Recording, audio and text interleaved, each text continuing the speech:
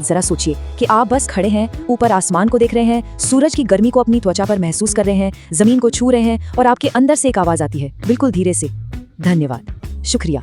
ये सिर्फ देखना या महसूस करना नहीं है, ये एक गहरा कनेक्शन है, एक रिश्ता है।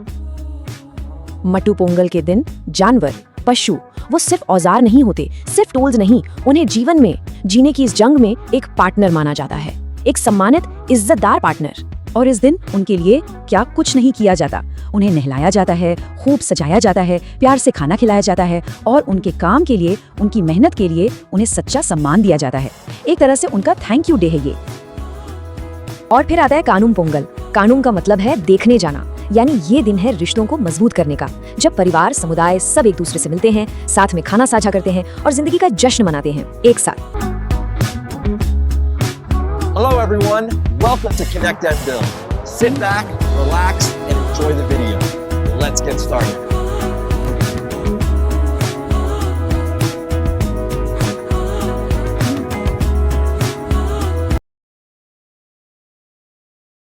पोंगल, ये नाम सुनते ही जहन में क्या आता है? एक त्योहार, है ना? लेकिन ये सिर्फ उतना ही नहीं है, ये एक बहुत गहरा दर्शन है। आइए आज इसकी प्राचीन समझदारी को, इसके ज्ञान को थोड़ा खोल कर देखते हैं। कितनी सच्ची बातें हैं ना।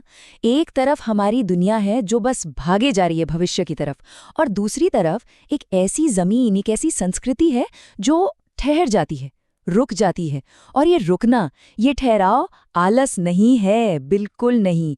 ये तो एक मौका है खुद से जुड़ने का, प्रकृति से यानी नेचर से दोबारा कनेक्ट होने का। तो चलिए शुरू करते हैं हमारा पहला सेक्शन, वो धरती जो ठहर जाती है। देखते हैं तमिलनाडु में इस ज्ञान के पल का, इस ठहराव का मतलब क्या है।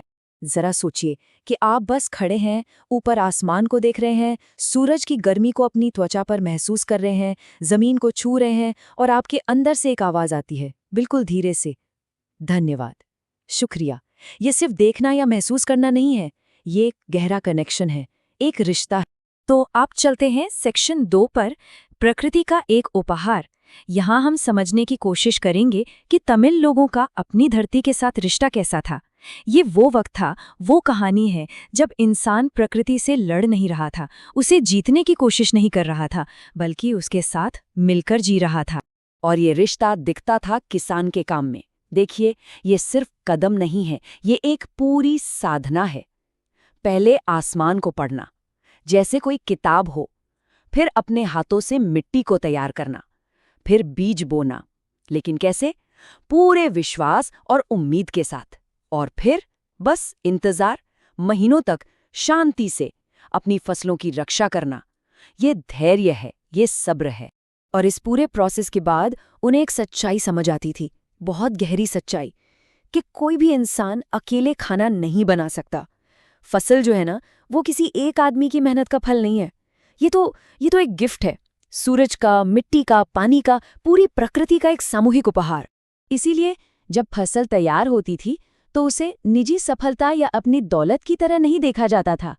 सोच ही अलग थी। उसे एक तोहफे की तरह देखा जाता था, एक ऐसा तोहफा जिसे बांटना है, साझा करना है। और बस यही पोंगल की असली भावना है। चलिए अब इस आइडिया को थोड़ा और खोदते हैं।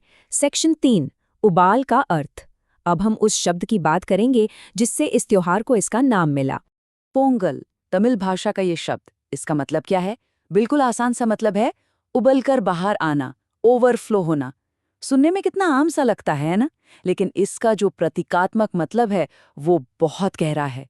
क्योंकि उस बर्तन से सिर्फ दूध और चावल ही नहीं उबल रहे होते, उस उबाल में ओवरफ्लो हो रही होती है खुशी, ओवरफ्लो हो रही होती है उम्मीद, समृद्धि और सबसे जरूरी एकता।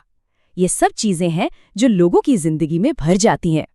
लेकिन सवाल ये है कि ये सब कुछ, ये समृद्धि आती कहाँ से है? ये आती है इस विश्वास से कि जब इंसान, हम लोग प्रकृति की इज्जत करते हैं, उसका सम्मान करते हैं, तो प्रकृति भी हमें हमारी जरूरत से कहीं ज्यादा लौटाती है, हमेशा। आज के पर्यावरण के लिए कितना बड़ा संदेश है ये। तो अब चलते हैं सेक्शन 4 पर। और यहाँ ये जो आभार है ना, ये जो धन्यवाद का भाव है, ये सिर्फ इंसानों तक ही सीमित नहीं रहता, ये उससे आगे बढ़ता है। ये उन सभी जीवों तक पहुंचता है जिन्होंने हमारी मदद की। मट्टू पोंगल के दिन जानवर, पशु, वो सिर्फ औजार नहीं होते, सिर्फ टूल्स नहीं, उन्हें जीवन में जीने की इस जंग में एक पार्टनर माना जाता है, एक सम्मानित, इज्जतदार पार्टनर। और इस दिन उनके लिए क्या कुछ नहीं किया जाता। उन्हें नहलाया जाता है, खूब सजाया जाता है, प्यार से खाना खिलाया जाता है और उनके काम के लिए, उनकी मेहनत के लिए उन्हें सच्चा सम्मान दिया जाता है। एक तरह से उनका थैंक यू डे है ये। और फिर आता है कानुम पोंगल। कानुम का मतलब है देखने जाना, यानी ये दिन है रिश्तों को मजबूत करने का, जब परिवार, समुदाय सब एक दूसरे से मिलते हैं, साथ में खाना साझा करते हैं और जिंदगी का जश्न मनाते हैं एक साथ। तो अब आते हैं अपने आखिरी और शायद सबसे जरूरी सेक्शन पर। आज के लिए एक सबक। देखते हैं कि ये हजारों साल पुराना त्योहार, इसका ज्ञान आज हमारे लिए पहले से भी ज्यादा जरूरी क्यों हो गया है। सोचिए आज की दुनिया के बारे में। रफ्तार है, गति है, लेकिन साथ ही जलवायु परिवर्तन है, एक अकेलेपन का एहसास है। ऐसे में ये प्राचीन ज्ञान हमें क्या सिखा सकता है? इसके पास क्या जवाब हैं? और जवाब बिल्कुल साफ है। देखिए, एक तरफ हमारी आज की बीमारियां हैं, जलवायु परिवर्तन, इसका इलाज पोंगल कहता है प्रकृति का सम्मान करो। अकेलापन, जवाब अपने समुदाय को, अपने लोगों को महत्व दो। मानसिक तनाव, जवाब थोड़ा धीमे चलो। और ये जो बिना मतलब की भाग दौड़ है, उसके लिए अपने काम को, अपने प्रयास को महत्व दो। और ये समझना जरूरी है कि ये कोई नई सोच नहीं है। पोंगल इस बात का जीता जागता सबूत है कि स्थिरता की ये परंपरा धरती की सबसे पुरानी जीवित परंपराओं में से एक है। ये तब से है जब पर्यावरण शब्द इतना आम भी नहीं हुआ था। सबसे जरूरी बात, पोंगल का जो सबसे बड़ा संदेश है वो ये है कि हम इस धरती के मालिक नहीं हैं, हम इसका हिस्सा हैं। सिर्फ ये एक सोच अगर हम समझ लें तो सब कुछ बदल सकता है। तो अतीत से, उस प्राचीन जमीन से एक आवाज आती है, एक बहुत धीमी सी साफ आवाज, और वो कहती है सादे तरीके से जियो, सिंपल लाइफ, प्रकृति का सम्मान करो और आभारी रहो। और आखिर में ये समझना होगा कि ये सिर्फ तमिल संस्कृति की बात नहीं है, ये उससे कहीं बढ़कर है। ये मानवीय ज्ञान है, एक ऐसा ज्ञान जिसकी शायद आज हमें पहले से कई ज्यादा जरूरत है। Like, share, and subscribe to Connect and Build. I have already done.